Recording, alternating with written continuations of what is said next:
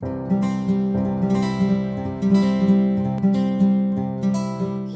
you very much. We're talking about preparing for parenthood and the things you need, how to get ready, get your minds ready. Some of us are married, some are getting married, some are single, some have, are trying to have children. And then this information, this knowledge is just to prepare and also have something to tell other people. And then we're better equipped in this particular place preparing for our children. So I'll just dive in quickly. So what is preparing for parenthood is in the umbrella called prenatal care. And this is the care that men and women receive before conception, before they have their baby.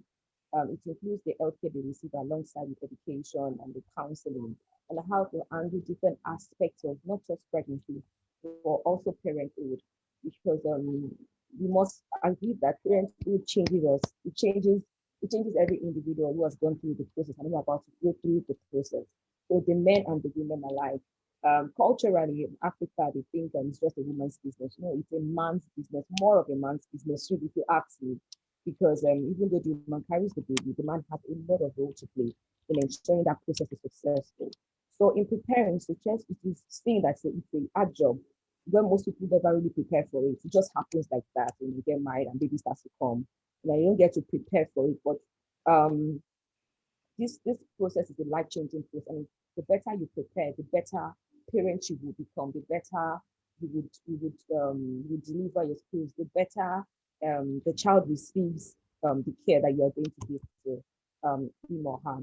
So preparing for parenting, most parents learn by try and error. I mean, we just try one thing and it works, and then the things they tell us, nobody really ever takes time to get ready. Nobody really takes time to know, okay, these are the things I need to get my mind prepared for. These are the things I need to get my body prepared for.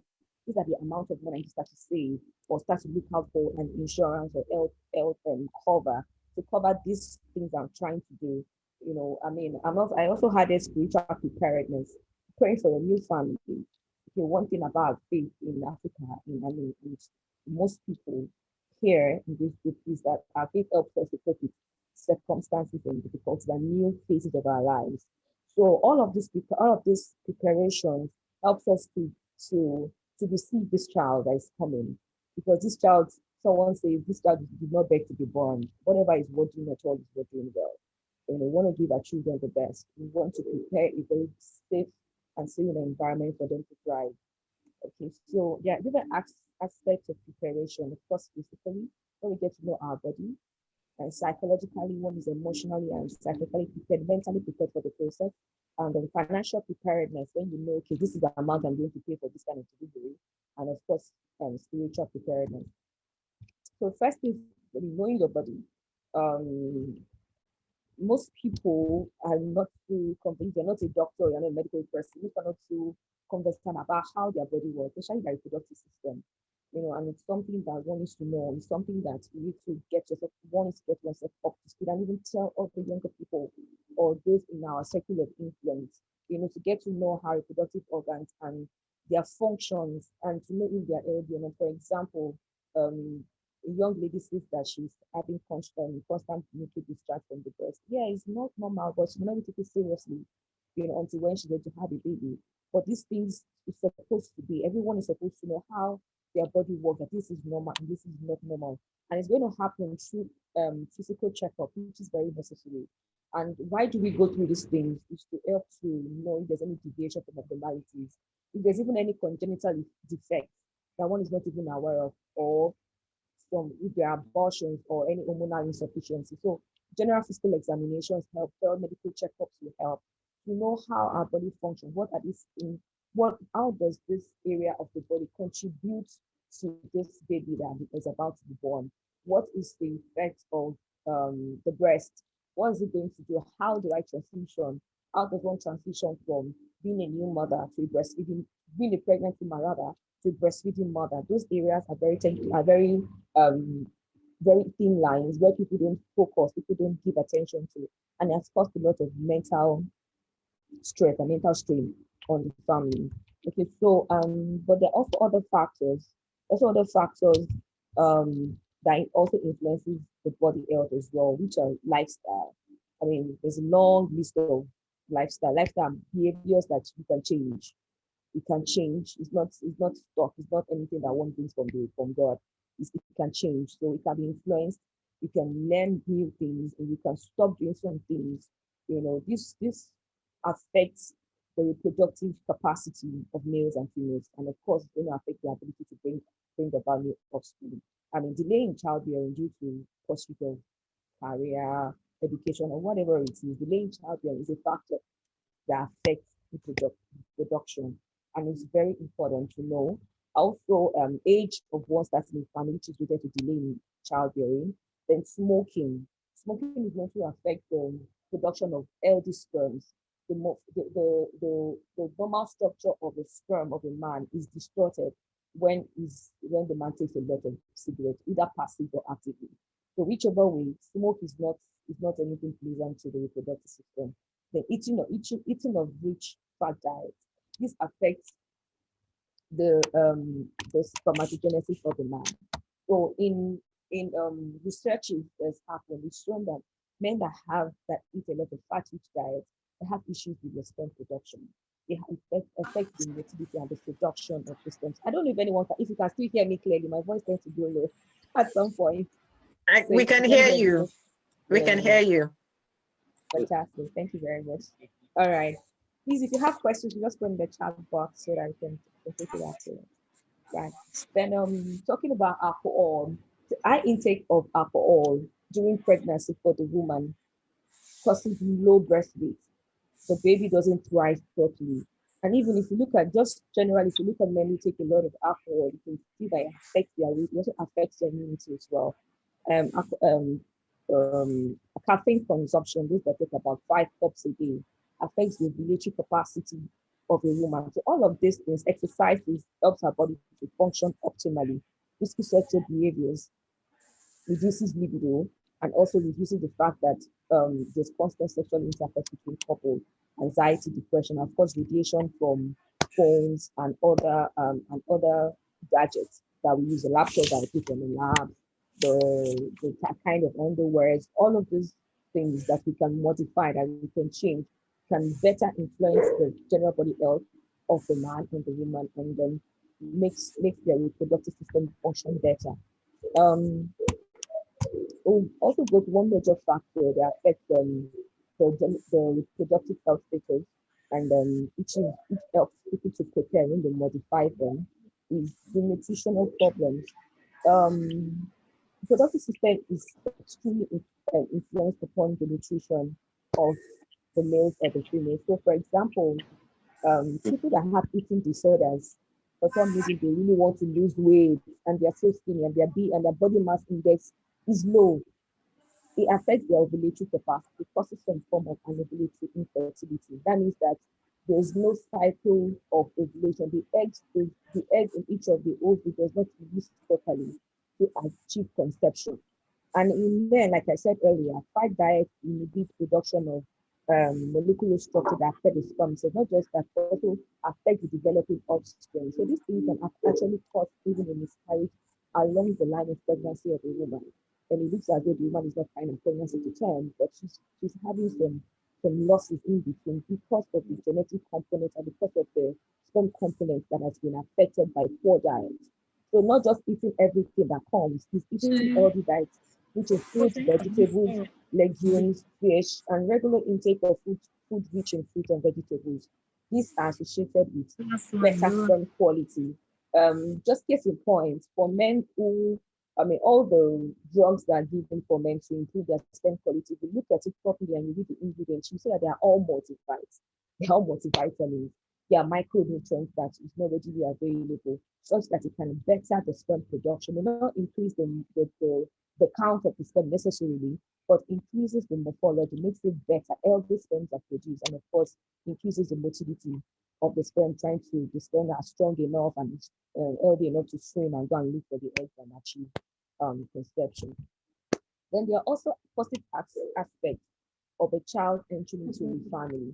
So I mean, we are preparing to have this baby. So really, why do you want to prepare to have a baby? What's the effect of even having a child into a family? People have it for different reasons. People want to have children for different reasons. And one of the great reasons for having a child into a home is that you want to see a unique individual, a unique person, a unique child that's come out of product of two people. Then I mean the man and the woman feel good about themselves, like they've achieved something. There's this feeling of wow, look at something coming out of me and it's living and it's breathing. Like I've achieved something so good. I just look at a little thing in the court and like so pretty, and there's also personal growth, like wow, I'm moving from one point to the other. We are humans and we are made to be produced. So for the fact that our reproductive system have functioned successfully, it gives a sense of worth.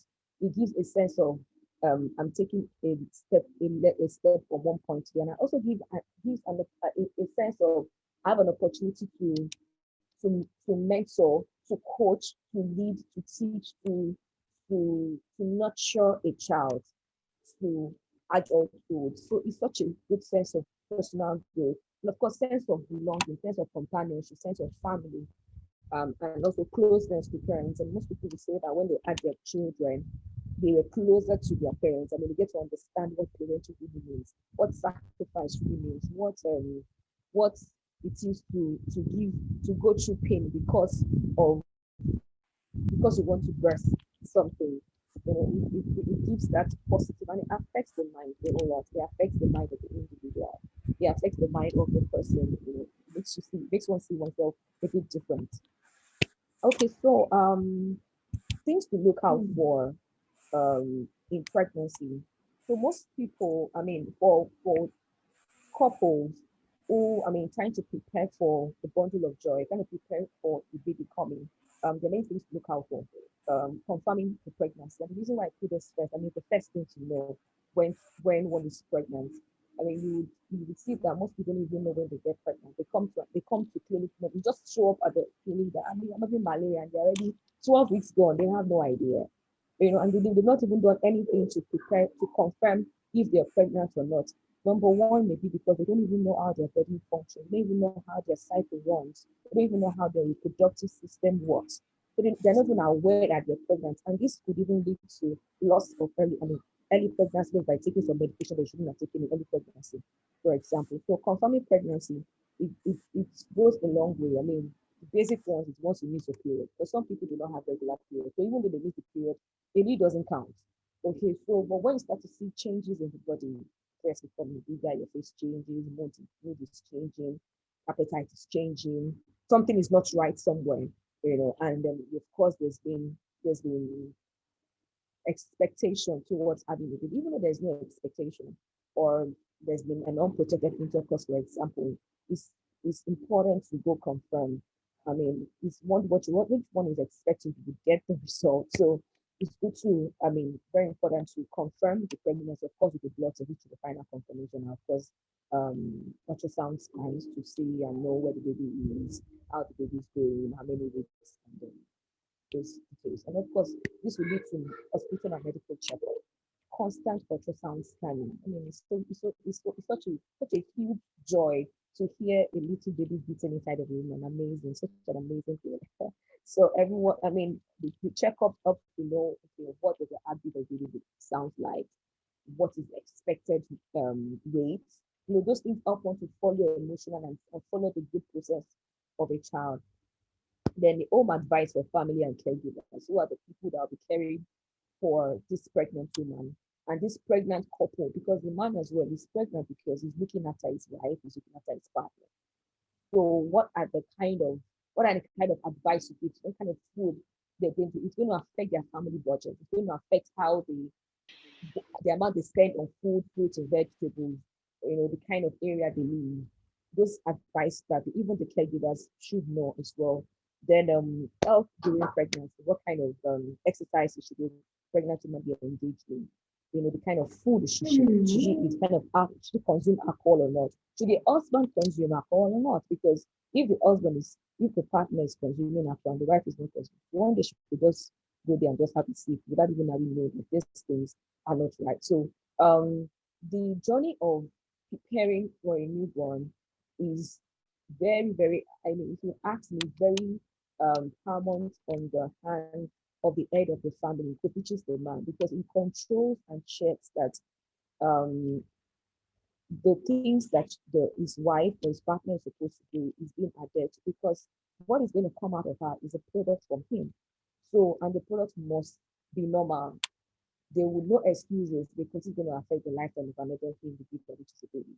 And also sexual intercourse in pregnancy. The couple must bond. They must bond during pregnancy. You can't say because she's pregnant for 9 months and then there's no intercourse. It's not healthy. The couple must bond. They must be schooled on what to do and how to achieve safe sexual intercourse during pregnancy. Of course, exercises and sports. When is she to travel? When is it safe to travel? So can you travel in the first 3 months, 6 months, or 7 and 8 months? So those things are very important. And the reason why, because when one is airborne, there's reduced oxygen. And when there's reduced oxygen in the atmosphere, it affects the oxygen consumption of the baby, and it leads to miscarriage. So that's the reason why, knowing the time to travel is so important. And of course, the kind of clothing the pregnant woman should wear. So, and moving on to, why do we really want to plan to have this child in this home? I need to ask that. I'm not sure most parents go through the process of trying to plan for a newborn. Okay, like I said, it happens to people, it just happens to them, and okay, baby is coming, there's no what to do. But this helps to maintain peace and harmony within the family. Okay, this is what we're going to do. We're going to have a baby after another baby. When are we going to have this baby? How are we going to have this baby? Where are we going to have this baby? Who's going to support us during this pregnancy? You know, is there going to be distance between each of the couple during the process? One has to be mentally and psychologically ready. If there's going to be distance, who is going to be the support system? In case there's an emergency, what do we do? In case we need help, in case we need a second opinion advice, do we have a midwife to walk you through this process? Do you need a doctor, an OB/GYN to walk through this process? Who are the people you speak to? Where is the healthcare setting as an emergency? Is it close to the house? How many kilometers is it from the house? If something happens, how do you drive it? Do you have a car? Do you not have a car? So all of these things need to be discussed, and it allows this because there's an agreement already. There is a conversation already, so nobody's confused on what needs to be done. Of course, like that's it allows for planning. Also help to maintain better living standards. Most people have to change their accommodation because of babies. The ventilation is as well very important. So it also allow for developmental processes of the family and the better welfare for the mother and the children, of course the father, because if the mother and the baby are not properly taken care of, it affects the man psychologically. We have to feel I can't take care of my baby and all of that. So all of this needs to be put in paper, needs to be put under preparation, so that no emergency would come without proper preparation. And then also reduces morbidity and mortality of the mother and children. So just imagine an emergency situation and nobody is ready. The mother could die, and of course the baby could die, or both of them could die, and that's a wreck already. Someone's daughter is gone, someone's child is gone, someone's wife is gone. Of course, leaves the man to a pleasant and uncalled for situation. So prevents unfavorable situation. It also helps the family to adjust well positively in preparing for a newborn. Everybody knows that. Most people know that for those who have children, for the very first month of a newborn coming into the house is such a trying time because everybody is awake. The young individual is awake, and everybody must be awake. And if you're not ready for that, one could say, what is all this one? I did not, just like I didn't plan for this. So teaching and getting counseling before that, this first 1 month, all hands on deck. Are we going to take turns? Will there be water system? What time will the mother need to sleep? What time the father need to sleep? Because it's going to work the next day. They don't give paternity leave. That's what I checked in Africa. They only give maternity leave. So if there's no maternity leave is 3 months, paternity leave like 2 days, if at all they do. So you don't want a stressed man at work. You don't want a man who is cranky, who cannot think, who cannot concentrate at work. He needs to have his sleep time. He also needs to have his own time with his baby. So will there be support systems around to help this new family in quotes to react positively and adjust properly to this new individual that is introduced to them as a gift from God? Then also psychological preparation. The couple needs to come to terms with their feelings. Now, the question is, do they even want a child? Why do they want a child? And then wanting a normal child is a priority to them. It's a priority to everybody, but are they willing to put the work that needs to be done? For some women, they do not like to take medication. They will forget the antenatal drugs. Is there a man something to say, have you taken it? You be the nurse in the house. Open your mouth, let me put it in, ensure that it goes down and it is taken, because some people don't even remember, and then they're not taking the LD vitamins they need to take, and vitamins such as the folic acid, the folate to prevent any brain defects, taking multivitamins, taking iron medications to prevent anemia, reduce blood supply, because the baby takes the best of the mom. The mother doesn't even have enough to give the baby, then there'll be reduction in the nutrient pass to the child. And of course, it could lead to losing the pregnancy really earlier than expected. And also, are they also satisfied with the kind of gender of the baby that they're expecting? They need to come to terms before this child arrives. This child is a young individual who doesn't know what's going on. Okay, and then the child is about to be born. There's already resentment. I want a boy, I have a girl. I want a girl, I have a boy. I want twins, I have one. I'm expecting, those kind of things. It's very important to understand that the product of what this woman has is what she has been given. She's a carrier, she's a nurturer. Our eggs are just waiting to be given life to by the sperm, and the sperm contains the genetic code of the gender. So the man is totally responsible for whatever gender the baby comes out with. Not the woman's fault, as some cultures in Africa. But also, and also, even though she is disappointed, it needs to be that support system to say, I gave you this one. It's for me and it's my child. But those things help a woman's mentality, because it's possible for a woman to have postnatal depression because of simple things like this. Oh, I wanted a boy, happy girls, for example. Oh, I want a boy first, and I'm having a girl. And those satisfaction will affect our attitude and our delivery of care and love to this newborn.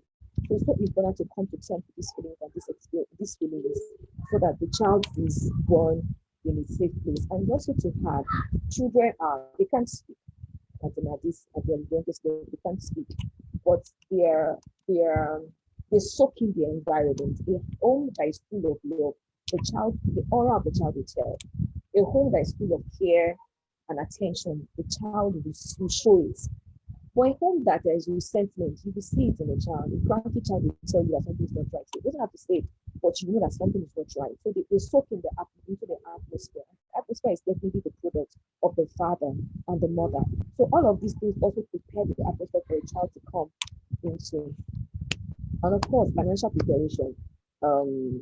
We can't categorically say that the man is only the man that takes care of this financial aspect of having a baby. The woman also bears a lot of work, having to shop, okay, what kind of hospital, what kind of delivery they have, what kind of insurance would cover for the delivery process, how much they need to save, what do they have, is it a good time to even have a baby? What kind of financial strain is going on in the family? So there just needs to be that pressure, because the child doesn't understand there's no money to buy for me. It's on end of it's time to win a baby. Baby doesn't understand there's no money to buy me cereal. It just wants to eat. So they're not selfish, but they didn't beg. So we need to give them all that they require. Yes, we advocate for exclusive breastfeeding, but for some reason the woman is not lactating. You have to go find formula to give this young individual so you can grow normally. So for some reason there's emergencies like the breast is not eating enough milk. What are we going to do? There's a backup plan. There's a plan for having for taking formulas, and then there's money to buy it. So you don't have a child who's malnourished. And also the mother has to eat well because she has to recover. So all of these things is all encompassed in the financial readiness of parenthood. And of course, delivery preparation. What kind of childbirth is the family planning to have? Some women, looking at their anatomical structure, they're most likely going to have a cesarean birth, because they already know, they know their body. They've been told by their OBGYN that, okay, this is what you're going to have. And some will opt for home birth, maybe their second babies, and all their previous babies have been safe and without any complications. They could opt for home birth. Some will want analgesia and some will do not want analgesia. What kind and what is best for them? They have to discuss this with their midwife and their care provider so that they can make a choice and then plan financially for it, plan psychologically for it, prepare their environment for it, and get ready when it happens. Because if you come earlier than expected, what would you do? All of these things will get the woman and her husband ready for how the baby is going to arrive.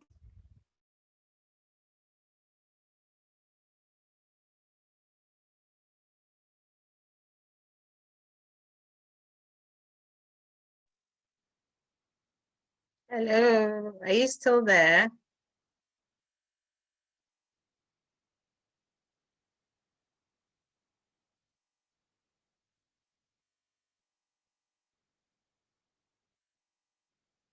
Thank you, everybody, for staying with us. I think we're having quite an expansive discussion from Busolami about preparing for parenting.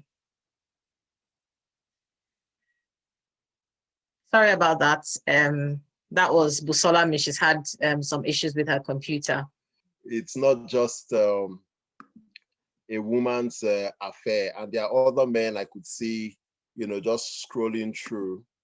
So we know it's a joint effort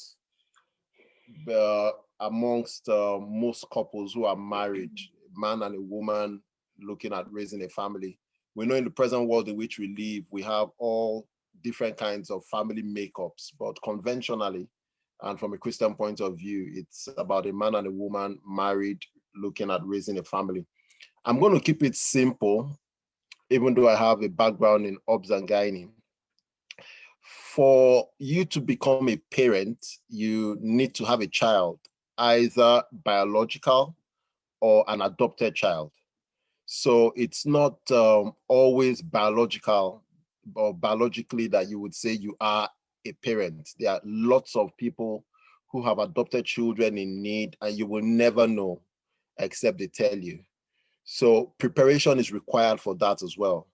And as we would often say, those children that are adopted are probably better prepared for than those who we give birth to. My wife will tell you our story. We're not perfect examples on preparing for parenthood, but we learn on the job, okay? So I've written down here that the journey starts with getting pregnant. And well, that's the physical aspect of the journey. But the other thing, some of which Busola has mentioned, when you're preparing to become a parent, there are other things that must come into play. We've talked about finance, we've talked about your mindset. Oh, I'm ready to become a father. I'm ready to become a mother. So there has to be that self-awareness that, look, I'm ready for this. Most times, young couples do not get to that point where they say, I am ready.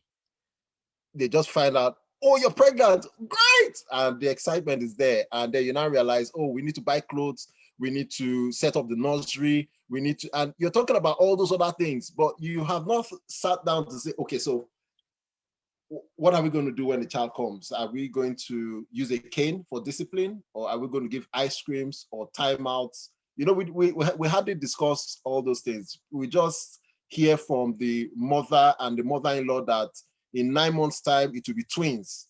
And then you get pregnant on your honeymoon, and the baby is there, and there is no preparation. So it's important for those of us who are first-time parents who are expecting the second child or expecting the third child or the fourth. It's never too late to sit down and say, come, hold on. What kind of parent am I, or do I want to become? When I was younger, I said to my dad one time when a knot was loose in my head, and I said, look, my family is going to be better than yours. And he just looked at me and said, that's the prayer of any father for his child, because parents would project on how they want their kids to be and how they want to raise them. So it starts with a self-awareness that, look, I want to have children. I'm ready to become a parent. So that means that you would be in agreement with your wife, with your husband, on taking that leap. it's best when you can plan towards it. And for those who don't have kids and you're probably using contraception, then in Africa we have this mindset of don't wait, because if you wait, you may be spoiling your chances of getting pregnant afterwards. So I would just quickly say that the type of contraception you use is important. I wouldn't, from a gynecological point of view, advise on anything like the injections containing progesterone, which actually stops a woman from having her periods for long periods of time, because when she eventually wants to get pregnant, then some will struggle for their menses to resume. Uh, uh, so for those who are really thinking, oh, we want to wait a year or two, then you would use methods that are quick to reverse. So everybody would know about the use of the condoms, either the male condom or the female one, or you make use of the intrauterine contraceptive device, what they call the coil. So the coil, you have that is just copper based, or you have that which is progesterone based. It doesn't affect the return of a woman's ovulation. So we need to think about contraception, and we need to keep fit as well, as it has been mentioned.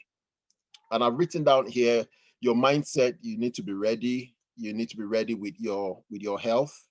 And for women, it is advised that you get into pregnancy with a body mass index which is normal.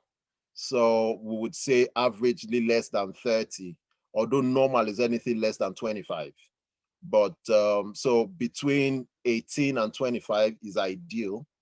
And you watch how much weight you gain in the course of pregnancy.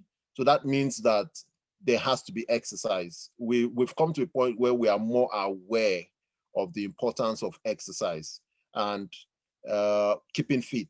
It just helps your heart, it helps your blood vessels, it helps every part of you, and it helps in the journey towards parenthood, because you need that energy to run with the kids you will have, in your locality. If you're in a place where you have leisure parks, or you go out with them, you want to ride a bicycle, you want to be up to speed with what the kids are doing, you need that energy to keep up with them. So your health has to be fine. For medical conditions like diabetes, hypertension, that may be present in the woman, because she is the recipient of the sperm, she will carry the pregnancy, she goes through the hard work. So a big thumbs up to all the women. It's important that those medical conditions are controlled before she gets pregnant. So if it's diabetes, the diabetes should be well controlled, and that's the relevance of the prenatal care that Busola spoke about. The other thing I've penned down here is having role models or a manual by which you want to raise your kids, or be the kind of parent you want to be. My number one manual, and what we use in our home, is the Bible. The Bible says that a good man, out of the good that is stored up in his heart, brings forth good things. And Jesus said that, why do you call me good? Only God is good. So goodness comes from the Father in heaven. It also says that God is the one from whom all fatherhood in heaven and on earth derives its name. So parenting begins from the Godhead. So the Bible is the manual. Other people definitely would have other things that guide them towards parenting. They may have their parents as role models. They may have their next door neighbor. They may have friends at work, and they say, oh, we want to be this kind of parents. And lots of names come to mind of older people and the way they raise their kids, and you feel, oh, I want to do it like this, I want to do it like that. So identify who your role models are, identify what your manual would be, and what your rule book, what you play by. And it's important to read books on parenting, because the mind is influenced, the mind is trained by the information that it receives. Okay, it's almost the same way as in marriage. Some men would say that they cannot help it, they have to beat their wife even when the wife is pregnant, because the wife is not disciplined, because that is what they have been taught, that's what they have learned. And that means invariably that the kids will grow up and see a parent that beats the wife or beats the husband, as the case may be, because that is the model that they have seen in the course of their growing up. But others will say, in my time, I have never laid a hand on my husband, I've never laid a hand on my wife, because they did not get that example from their manual, and that manual is the Bible or their parents. So it's important you identify who your mentors are, your role models, and your manual. The other issue is, we're just going back to the medical, the woman understanding her cycle, the length, and prenatal check. I would round up because I'm quite conscious of time. I've put down 3 things: intimacy, communication, and planning. Intimacy is required in the journey of pregnancy and in the journey of parenthood between the man and the wife, because it helps to build a strong foundation from which great things will spring up for them to raise their kids. They could talk about things, they could agree on things, they could share things, even money. People talk about the issue of having joint accounts, a man revealing all his income to the woman and things like that. But when you iron out things on the bedrock of intimacy, and your kids see that, okay, from young, and they grow and they say, oh, dad and mom, they are intimate, it has a lasting impact on them. Those children usually will turn out to be well-rounded, emotionally stable and sound, and they do well in society. So it's the best launch pad that you can give when there's intimacy between the man and the woman. And it could start after your first child, it could start after your second child, after your third child, but you realize, oh, for us to be better parents, there has to be intimacy. And intimacy requires communication. So speaking about everything, when Busola put up cell phones, telephones, and I just thought to myself that telephones would probably, radiation would not only affect, well, that's what has been said, will not only affect the structure of the sperm, it could also destroy a couple, a marriage, and even, the ability to be parents, because you spend too much time on the phone. There is secrecy in the phone, and your phone is more important than the children. So it's important that there is communication between husband and wife, and communication between parents and their kids. Call the children, sit down and have a chat. We probably were not brought up having a discussion with the father or with the mother, but I would say times have changed. Children are like sponges. What you feed them with, what you put into them is what they will absorb. So if you develop that act of communicating with that child or children, then you get the best out of them. I would leave room for questions that may have to do with difficulty with getting pregnant and other things, but I would just round up by saying, no, my wife will speak next. I don't have anything else to say. Thank you for listening. Thank you very, very much, Dr. Gigi. I think that was a great overlap on what our first speaker had also said. And I can see you've branched out into different aspects that affect parents and children. And we can see the little girl peeping. We don't get to choose our parents, but we get to choose the kind of parents that we would be. And that's supposed to be one of the things we're getting from this session, that if you are a good parent, you can be a great parent. And if you are not so good, you can be a good parent. There's always room for improvement. And we're hoping that everybody here is very, very keen to learn. And we have amazing speakers. I'm hoping we have questions that are even going to generate greater discussion, because a lot of sessions that I've been in, sometimes the question time is almost as great as the main presentation or even better, because it just opens a lot of things up. So we would like to hear Dr. Ifeoluwa Gigi next. Welcome, Ife. Over to you. Thank you. Hello, everyone. Ife, full name Ifeoluwa. Thank you for the opportunity, Temi. Thank you, everyone, for listening. Preparing for parenthood. Parenthood, and I'm supposed to talk about my experience. When Temi told me, I was like, oh, my experience, Temi. What do you want me to talk about? Well, parenthood is actually a lifetime journey. It looks like we've been talking more about preparing for childbirth rather than parenthood. So parenthood is actually a lifetime journey, and it is something we need to prepare for, because we know that preparation helps us to succeed in things. But I would say that as much as it's important to prepare, you can't be too prepared for parenthood. You will meet some shocks and some unexpected things happening. But of course, there are some things that we can control, and that's what we're trying to work towards and see how we can prepare for. The one that's probably easier to prepare for is childbirth, and then how we're going to be parents to our children as they're growing. But of course, like I said, people have different experiences in life. We all have different experience. And even with each child, no two children you would not have the same experience with any two children. You will always have different experiences with each of them.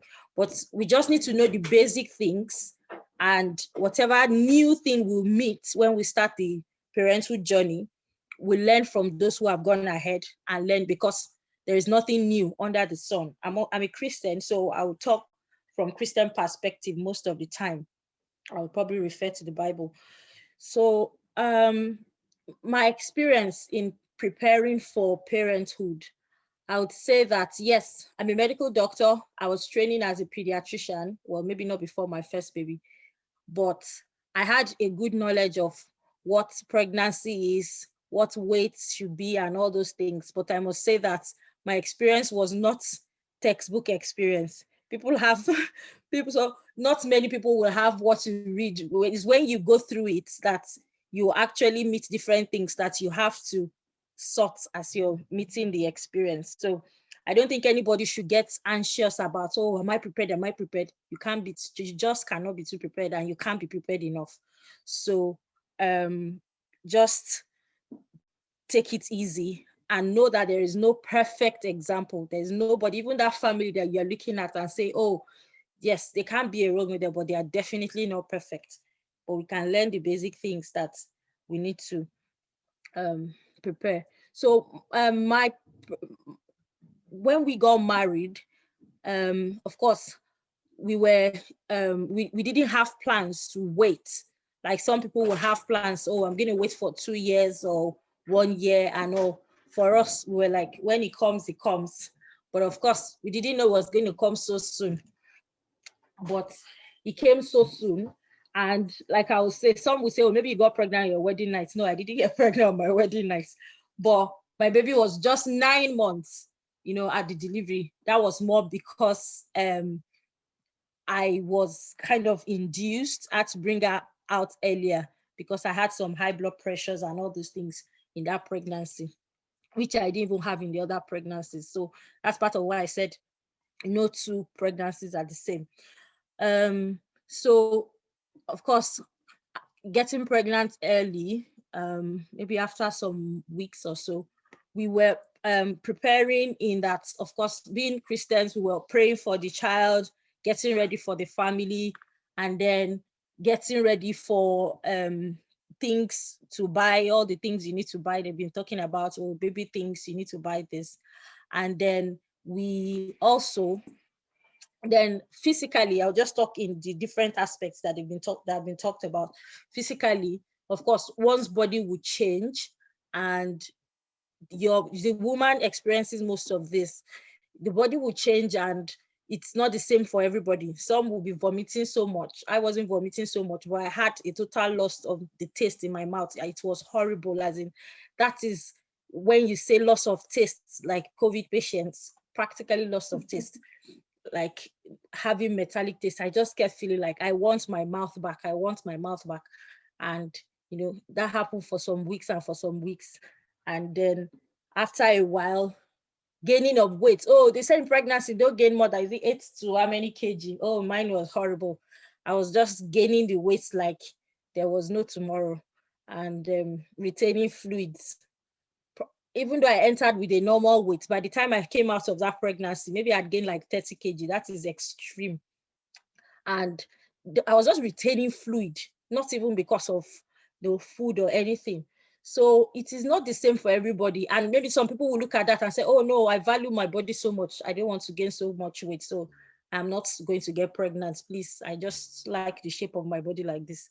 And like I said, till now, after 3, I'm still struggling to get back to my normal weights every day, still struggling and trying, but there's still room for improvement.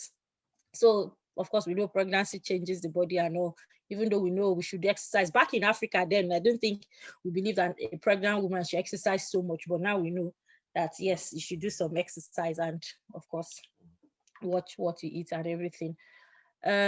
So, and like I said, so it was different for each of the child. So physically, yes, my first pregnancy, I had been the first pregnancy, I had a bit of high blood pressure. So I had to be induced like towards the, just as I was term, and it was not so pleasant experience, I must say. But of course, preparing for it, preparing my mind, saying that, oh, this child is coming, is a child that we were expecting and all. So I just had to be ready for it. But after the delivery and everything, that thing that they say, oh, once your baby comes out, you kind of forget all the pain and labor and everything, and you start smiling. Yes, you forget, but then the postpartum period immediately after delivery was another thing. Oh, we've read that women after giving birth, they can be depressed and all those kind of things, but you can never know what they're saying until you go through it. The stress of you having a baby with you that is crying and all, and that was even despite I had my mom with me. I was so teary, every small thing, I was just crying. That was my face. I was like, what is wrong with me? Even I remember one of my aunties came and said, oh, the baby's mouth is not yet strong. That is why he's not able to suck breast, because I was doing exclusive. Oh my God. I said, what does she mean? How can she say my baby's mouth is not strong? What's the meaning of that? Meanwhile, it's a saying that people tend to say in Africa that the baby is not yet strong enough, the establishing lactation and everything, that period mentally was quite very stressful, and one needs support, which when I was saying in advanced country, you get more support with maybe mentally, with people supporting you, midwives coming around and all, especially if you've had a difficult delivery. Like I said, the first one was difficult with some complications and everything, but then that went on to affect mentally and all. But with support around, family around, prayer and everything, that helped me to get stronger in the next few weeks after that. So one's mind, you have to have been determined and ready for, I'm ready to face this thing. Otherwise, it can be really challenging mentally and emotionally, especially if you've had a difficult one. The first one many times may not be so easy because it's still not, you're not used to it and everything. And then, of course, I talked about spiritual preparation, praying for the children even before they come, prophesying to them and everything. And like my husband has said, it is actually deciding how you want to bring up your child, because parenthood comes with responsibility. It's a responsibility that it's not just to bring the children out and not be able to be responsible for them in every way, physically, emotionally for them, spiritually for them and all. And I remember when I think about parenthood, I just remember, when God was talking about Abraham, he said, I know Abraham is my friend. He will teach his children to follow him. As in, that is, God is particular about us teaching our children to follow him. And I think that is the essence of having children, because God said human beings should multiply and fill the earth. And he wants his knowledge to fill the earth. And it is your responsibility as a parent to teach your child to follow God. And of course, we know that the way we can teach them, the best way is to show the example, not just pushing it down their throats and say, okay, we must go to church today. It is showing the example and leading. People talk about different types of parenthood. I talk about authoritarian, in which we know that is what we have mostly in Africa, where the parents say, you must do this and you must do it. Even if they themselves are not, you must do that. So authoritarian, they just shove the instruction down your throat, and the child doesn't have an option to relate and all. Are you still hearing me? Looks like I'm just talking to myself. No, we are hearing you. We are enjoying your the parents just shove it. I can hear her too. Okay. Just shove down instruction parents into children's, and the child is just not confident and everything. The child just do what they say. They can't, it's people, even though yes, it's a disciplinary style, a child should be disciplined, but the child too should still have an opinion. The child should still be allowed to express themselves. Some will talk about being permissive. Some people say, oh, we don't have so many of permissive parents in Africa, but we do have some in which whatever you like to do, just do on your own. So if you leave the children make any decision they want, they face anything they want to, allow them, no boundaries, nothing, that's in which case, well, the child is just like, well, maybe I'm describing the one they call uninvolved more than permissive. In that one, uninvolved is that you just leave the child, but permissive is like, oh, the child is your friend, only like your friend, you can't talk to child and all. But some will say that the best is the authoritative, in which yes, you discipline the child, but the child knows his boundaries, he knows what he should not do, he knows the consequence if he does something, and you follow through with that. And even though, yes, we are all products of the kind of family we come from, like I know my parents, they had to, I would say there are different styles in that. My dad is more authoritarian, more like most African. I would say my mom is more authoritative. So we children tend to gravitate more towards my mom. And you know that you cannot parent better than what you saw, or what you saw your parents do. Is only if you go and learn a better way of doing it. That's the only way you can change. You cannot do anything differently. And it is difficult, except you go to learn, a better way of doing things. Then you will just find that you're reproducing exactly the same thing that your parents did. So we have to make the conscious efforts. Like now I bought parenting book, but even though I'm still struggling to read it, I'm trying to make it better for my kids. Trying to read it and make it better. We have to make conscious, deliberate efforts to make it better on the journey of parenthood, which is a lifetime thing. It is not just giving birth to children or the time we adopt children or whatever, but it is actually a time of a lifetime lesson that we have to continue learning to make sure that I think ultimately that God will say, yes, this person has done what I wanted him to do. He has passed my knowledge onto this child, which I think is the most important thing any parents can give their child, apart from making them responsible member of a society, because the family is the unit of the society and the smallest unit of the society. And that is why there's a lot of problems in families, and that's why the society is the way it is. So it's a responsibility that it's a privilege to have. It is not everybody that will have children, and it doesn't mean that they are less than those who don't have children. It's just a privilege. And when we have that privilege, we should make the best use of it and try and shape those children. according to to become responsible people as they grow up. Thank you. Thank you very much, Ifeoluwa. Lovely hearing you. That's great. So there are some questions on the chat. I like the part about being intentional, and especially the part about we would most likely reproduce the parenting style we saw if we do not make conscious efforts to learn something different and be different. And I'm hoping that that's something that we can get from this series of meetings. Okay, so I think these questions are for Charles. 1 minute. Where is Busolami? Let me find her and put her on the, there she is. Okay, so there's a comment here. It says preparation for parenting can be challenging if both parents are not on board. Also, parenting can be challenging for couples that are divorced. What do you have to say to that, Charles and Ife?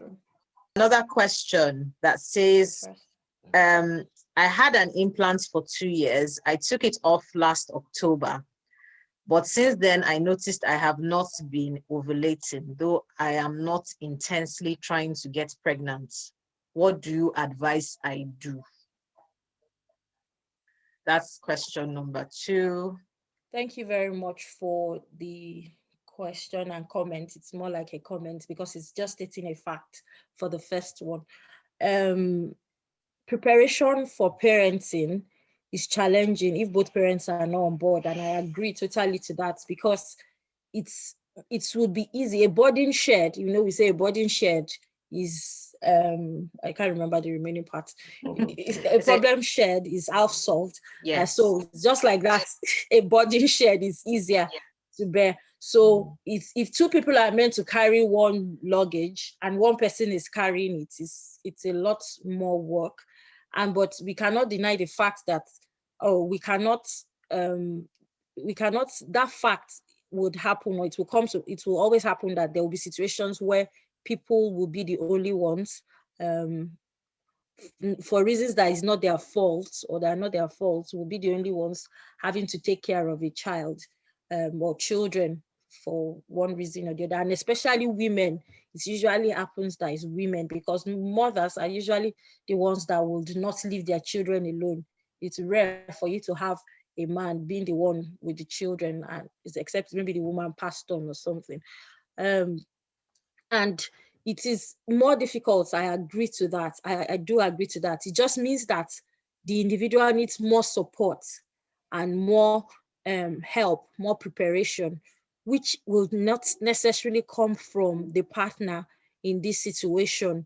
Because, of course, if they are divorced and the man is not ready, here in this part of the world, when people are divorced, the man still has days that he'll say, oh, today is my day. Maybe 2 days is having the child, 3 days the woman is having the child.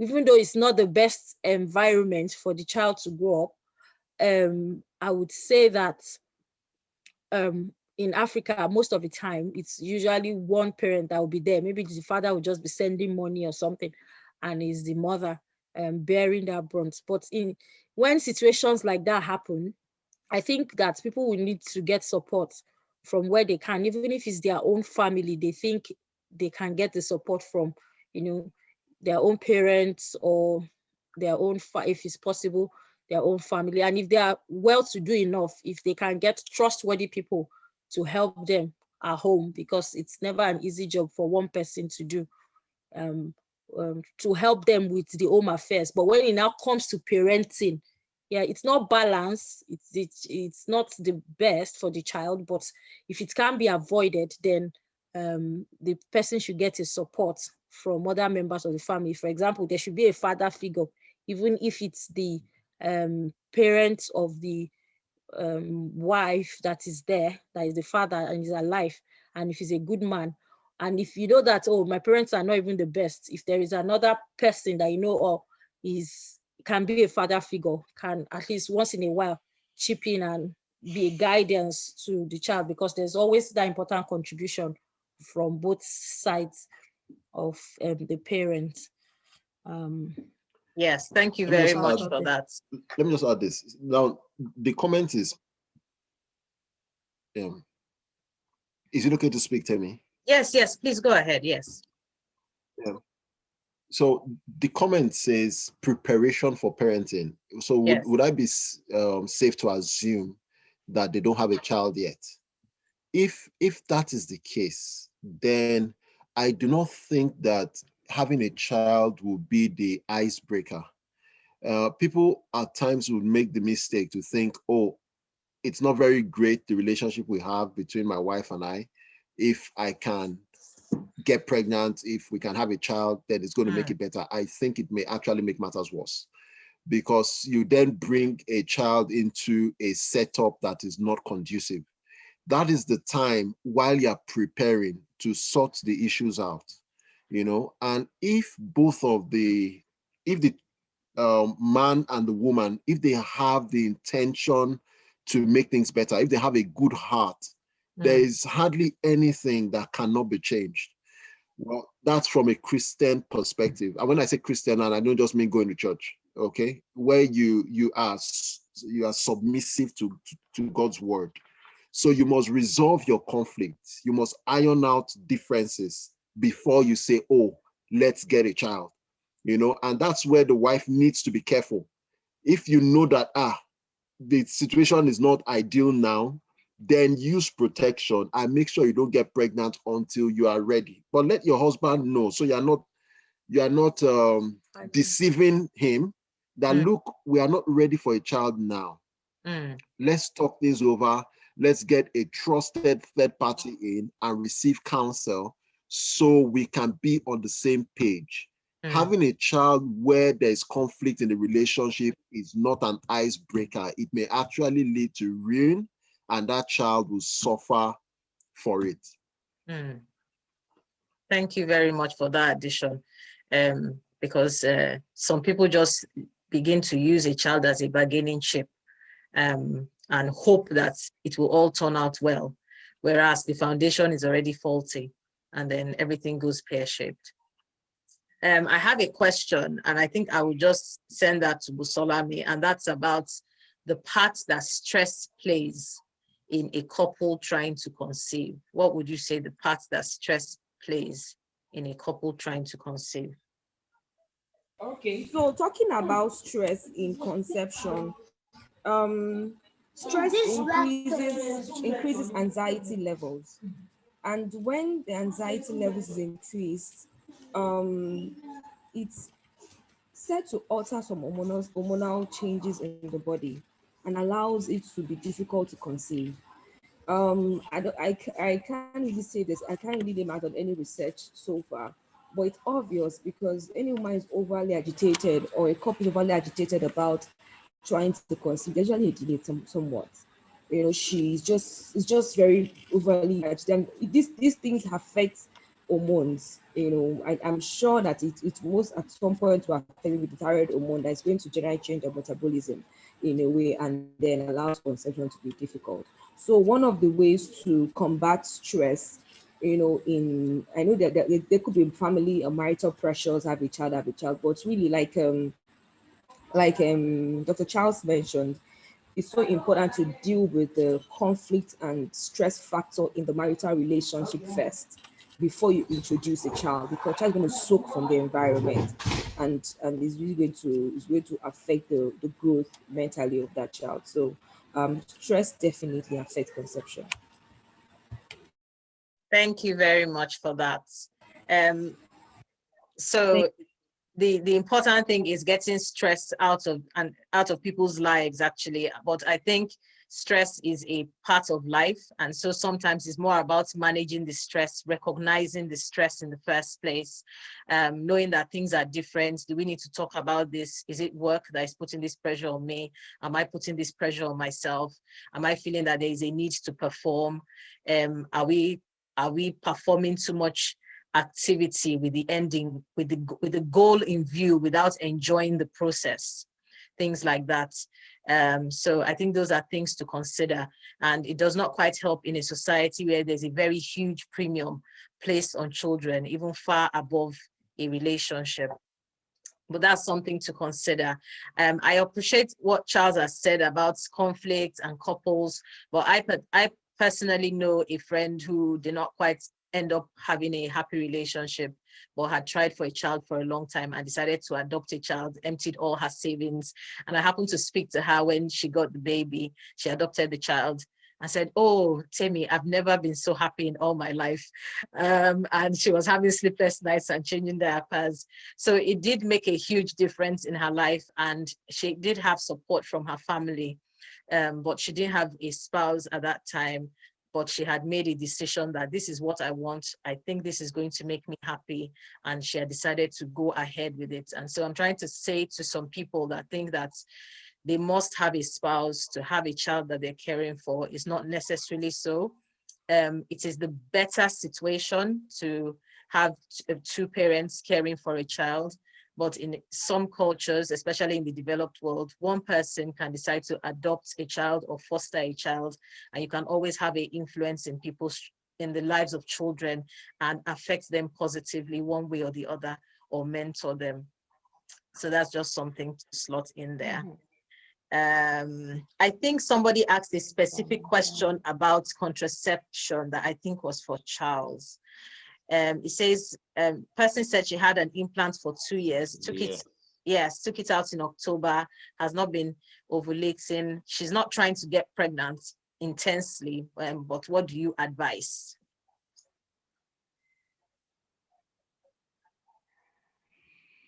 Okay. The comical side of the gynecologist would always come up. You're not trying intensely, but you can very well just get pregnant, So Yeah. if you're not ready, then get ready. If you're doing what can result in pregnancy. But to address the question, so implants, the common ones, Nexplanon, or depending on where you are, Uniplant or whatever it is. So they could last 3 years, 2 years. Usually your periods would resume. So the first question I would ask is, are you having periods every month, and are they regular? Okay. Well, if it's every month, then it's regular. And if the periods are not coming every month, then you would need to see a gynecologist when you are ready to get pregnant. There are tests that will be run, and there are medications that could be given to initiate ovulation if it is confirmed or based on investigations that you are actually not ovulating. Over 60-70% of women who have regular periods will ovulate. So we take it as a presumption that once a woman is having regular periods, it could be every 28 days, it could be every 31 days, it could be every 23 days, that she is ovulating, all things being equal. But other things to consider: if your BMI is raised, if you've got diabetes, if you are on any medication that could actually affect ovulation, then you may not be ovulating. But until it becomes a concern to you, then I would say you probably don't need to do anything about it. But also think about how old you are. So if you're in your late 30s, then I would say get to see a gynecologist and get things sorted. If you are in your mid 20s, late 20s, early 30s, and you feel you have time, you could wait a couple of months more, because it's not up to a year since you took it out. But once you intentionally want to get pregnant, then you have to see a gynecologist. So, okay, you said it's regular and you're in your late 30s. So this is a chat that goes to everyone. It may be important to discuss this privately with you, okay? And but I would say see your gynecologist, because late 30s, if you're not ovulating, then and you think there's a problem, then you need to seek medical care. Okay. I hope that answers it somewhat.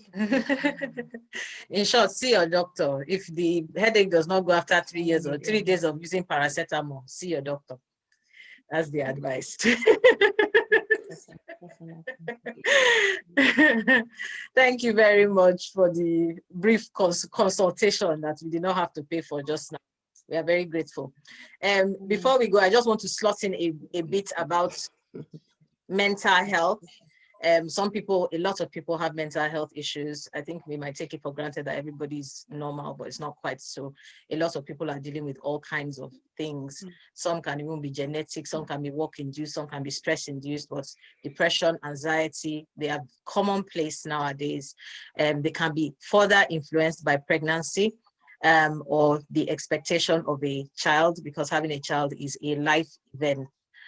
Which is part of why we are talking about preparing for it. So some women need to be on medication for their mental health. Some women need to be on medication after delivery. And the first 6 weeks after delivery is very, very crucial regarding mental health for a woman. And she needs a lot of support. I think I also want to agree with Busolami about men feeling very anxious about their wives being pregnant and not understanding what is going on because it is not their body involved. I think it's very important, as Charles talked about, communication, to speak to each other, because nobody can really mind read. And if somebody cares about you, the person doesn't want you to be in pain or discomfort. So it can be very, very difficult, especially because most men are proactive. They want to take away pain. They want to help you. And they are placed in a situation in which they are not able to help you whatsoever. So it's important to be able to pass the message across, saying, I think maybe we should go to the hospital, maybe some painkillers will help. But don't get into a situation where you're transferring anxiety to each other. So the man cannot sleep at night, the woman cannot sleep because she's in pain, he cannot sleep because he's anxious, and then it becomes very, very complicated. Of course, having spiritual and family support helps, but sometimes just some information helps as well. What is normal pregnancy like? Let us attend antenatal classes together and have some understanding of what is happening can also be very helpful. It's a bit strange where we come from, where someone shows up on the day his wife is about to deliver and says, his wife is about to deliver, he needs money for the delivery. They don't have anything. And some people will wonder that you had 9 months to prepare for this event. What were you waiting for? That appears to be a long time. I know things happen, but maybe just a little bit of preparation would have made it less of an emergency. So we appreciate your contributions. Does anybody have another question? Anybody want to raise hands to ask a question in particular before our speakers take their leave? Does anybody have a question? You can raise your hand electronically. So for those that came to the party late, it's find the link parenting. We've had find the link relationships last year, and we are looking forward to a great time. We have 12 weeks of great topics that we're going to be going through one by one, and we have a lot of seasoned speakers that are going to be speaking to us about all those topics. Next week's topic is new parents, and we're going to be having some input from 2 female doctors about their experience as a new parent. One will be talking specifically about the resources she found useful, and another one will be talking about her personal experience, which was quite a bit of a complicated one, as we will find out. And another one will be a gentleman who will be speaking from his point of view as a man and as a new parent. So something to look forward to. Invite your friends. I think today's session has been quite enlightening. Even for those of us in medical practice, it has been like a refresher. It's been nice to hear about Ife's experience and have quite an extensive discussion from Busolami and hear the gynecologist perspective in different aspects as well. Thank you very much. So does anybody have a question before we take our leave? Okay, yes, I must add that there is an online group that is active. It's a WhatsApp group, and on that WhatsApp group, we'll probably be talking in more detail about the topic that has been discussed in the week. So this topic now, we're going to discuss it further on the WhatsApp group. That is one. And there will be people on the WhatsApp group that will be able to answer your questions and thrash it out extensively. If you need the link for the WhatsApp group, it should be in the chat box shortly. I see a hand up and that is Dr. Temitope Aderoyeje. So if you don't mind unmuting yourself and asking your question, please. Thank you. Thank you, namesake. Busolami said, I read something on one of our slides about various types of delivery in nature, is what I really don't understand. I put the question there already on the platform. What does it really mean? Because she mentioned people delivering at home, people delivering in the hospital, people choosing to deliver in school. So I wanted to know what she mean by delivery in nature. Okay. I think I quite did not get the question at the time, but I understood the slide because she was talking specifically about the normal route of delivery. So the route that we would say is not a normal delivery will be by a cesarean section. And I think she touched on that briefly, but usually normal delivery can be home-based, can be in the hospital. But if Busolami is still here, she might want to mention that. But if there are some particular deliveries that are expected that they might be complicated, and if people fall within that bracket, then they are expected to have their deliveries in hospital and under the care of a specialist. And that includes a woman above 35, a woman that has had a previous complicated delivery, a woman that has an abnormal pregnancy, hypertension in pregnancy. Usually the first pregnancy is also supposed to be under the care of a specialist and not in any local center, because we know that that first delivery can be a bit complicated. I don't know whether Busolami wants to give some thoughts about that question, or whether Charles would like to shed some light on that as well.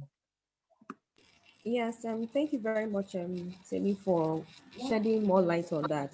Okay. Like she mentioned, it's actually, when you say delivery in nature, like that's normal delivery, that's vaginal birth. Yes. Some people are going to do other forms of birth. So when it's natural delivery, you won't even have the child yourself. Yeah. So it's natural delivery, and there are also other forms of delivery as well. I mean, what if this particular couple are going to have a delivery by surrogate? How are they going to have that delivery done? Is it done home birth or the hospital? So it's really wide. So natural delivery means, I mean, having the child spontaneously vaginally. That's what. Okay, thank you very much. Thank you. Okay, thank you. I think I was told there's another hand up. Let me just see. Yes. Is my Auntie Shola, is Dr. Olushola Ephraim Oluwanuga. She has a question for us. Auntie Shola, thanks for coming. We are listening. Hello. Yes, hello everybody. Thank you for putting this together, Temitope. I just wanted to put in a brief comment about this issue of natural delivery. I think it's just nice to say that some people have spontaneous deliveries and other people have medically assisted deliveries. The reason I say so is that we have seen needless loss of life, particularly in Africa here, from this idea that this delivery must be natural. In fact, when you go to weddings, they'll be praying prayers like they will never cut you to bring a baby out of you. You know, we need to move on, because the fact is that health is the most important thing. A healthy baby is what we all want, whether the baby is born by cesarean section or is born by spontaneous vertex delivery. So I just wanted to chip in that, please, let's try not to just use natural delivery as if all other kinds of delivery are not natural, because the opposite of natural is unnatural or artificial. Some may be spontaneous or unassisted deliveries, while others are medically assisted or surgical deliveries. I just wanted to chip that in. Thank you. Because we may have people here who are expecting babies who may say, I don't want an unnatural delivery. Thank you so much for that contribution, Auntie Shola. I think it is very necessary to clarify because there's so much information and there's so much misinformation about this. And nobody should feel inferior because they had a medically assisted birth compared to a vaginal birth, because there are different circumstances that can convert what was supposed to be a vaginal birth to a medically assisted birth within a couple of minutes. So it doesn't really matter how it happened. What we are most concerned about is healthy baby, healthy mother. That's usually the aim. And the same goes for breastfeeding. So some people would feel that they wish they breastfed. I must say that there are advantages of vaginal birth over cesarean section, so many advantages, which is why that is supposed to be the usual channel. I'm trying not to say natural now. Same thing, we know that there are advantages of breastfeeding over bottle feeding that are well known. But yes, it's very necessary to clarify, and also not, what am I about to say? Stigmatize anybody that has to pass through that peculiar circumstance. I think there's another hand. Is Dr. Aderoyeje? Please ask your question very quickly. Thank you. I've actually not a question. It's just to follow up with what Auntie Shola said. Okay. Our own experience, that's about 10 years plus now, where I was, of course, my wife wasn't progressing well. Contractions were not progressing well, and then we were told that we were going to induce. Of course, I knew about induction a lot because, of course, I trained in that facility. So when it was suggested by the SR, I said, no way. I just went straight to meet the consultant. It was, I think, Dr. Bilu that was our consultant. And please bring my baby out. I just cannot risk it. And I thought we have it. It was our firstborn. He has been the only child. You know, and if you are I just cannot take that risk of induction. So for me, I keep saying it, when you know that, and I have another friend who had vaginal delivery, and after the first vaginal delivery, the second one she opted for elective surgery. So thank you very much for your comments. Yeah. No matter how a child comes out, a child is a gift, and we should appreciate them as such. And I think we on this platform, and especially health professionals in particular, have a lot of work to do about the public perception regarding some of these things. Some people are so involved with their religious leaders that they practically switch off their brain, even even when confronted with things that are obvious. So things are explained to them and they still decide that their wives can go on for 48 hours in labor. And you say, how does that make any sense? How is that even kind? You know? So there are things that we need to think about. We need to consider what is best. And the last point I want to mention about that is that there are more choices for women nowadays, and we are moving more and more away from the doctor-centric way of consulting with patients and asking them, what do you prefer? And we're talking to them more about, these are the options, these are the benefits of these options, what do you think you should do? I would particularly advise this, but do you have any strong reasons why you want to do this? There's a lot of customer care in obs and gynae, as Charles might attest to, but yes, there are more choices for women nowadays. And it's important for the women as well to know that they have a choice in the mode of delivery they choose for whatever reason, and they are valid. So I'll just take last comments from our speakers today. Charles and Ife, do you want to give us your last comments? Busolami, do you mind giving us your last comments? Thank you.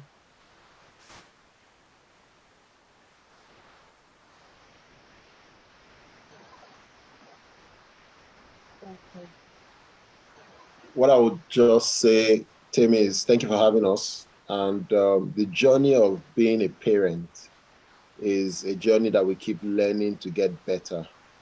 We forgive ourselves for the errors we've made. We are humble before God. we work in partnership with our spouses, and we are deliberate in raising our kids. We do the right thing by them, and we trust God for his blessings. Thank you for having us. Thank you very much, Timmy, for having me here. Thank you for the opportunity to share and to speak on this platform. I really don't take it for granted. I believe that preparation and opportunity bring its success. So preparing for any delivery, either the first, second, third, or last child, and with the opportunity to even conceive, which is a gift from God and the greatest miracle I've ever seen in my entire life, is will bring a successful child bring about a successful child being ingrained in a home, and then it help the whole lot to raise a family for them. So the child coming into the home is such a great gift, and every parent should really prepare for them as they come. Thank you very much for having me. Thank you very much for the time and opportunity to share a tiny bit of my experience. And like I said, parenthood is a lifetime journey that we have to continue to learn, and we should never stop learning. And we should always remember that it's an opportunity to raise a generation. It's an opportunity to raise a generation or generations that will positively impact the society and that will glorify God. Thank you so much. We have so many other sessions coming, and our slogan after our meetings are going to be, I and the children God has given me, we are for signs and wonders. And I'm hoping nobody takes any aversion to that, but that statement is basically saying that your children are not your own. They are given to you on loan, but you are in a process of improvement. Your children are in a process of improvement. So I and the children God have given me, we are for signs and wonders. And I would like us to reflect on that, say that to ourselves till we believe it. And I'm hoping that by the end of our 12 weeks together on the Zoom and the in-house sessions in August, we would be able to say that confidently and have manifestations of that in our lives. Thank you, everybody. You've been an amazing audience. Thank you very much, Dr. Charles and Ifeoluwagigi. Thank you very much, my dear sister Busolami. God bless you all and see you next week.